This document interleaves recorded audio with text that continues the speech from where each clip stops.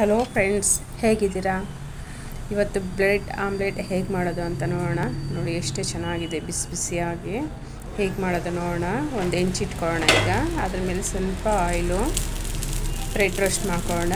ತುಂಬ ಅಂದರೆ ತುಂಬ ರೋಸ್ಟ್ ಮಾಡಬೇಡಿ, ಲೈಟಾಗಿ ರೋಸ್ಟ್ ಮಾಡಿ. ನೋಡಿ ಈ ಥರ.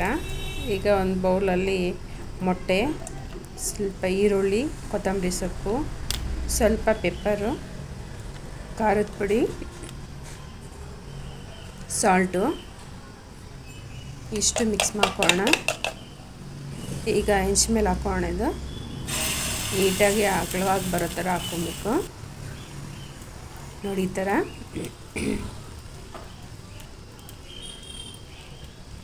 ನೋಡಿ ಬ್ರೆಡ್ ಹಾಕ್ಕೊಂಡು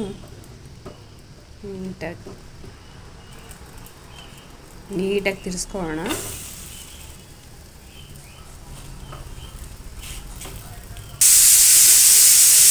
ಫ್ರೆಂಡ್ಸ್, ಈಗ ಆಗಿದೆ.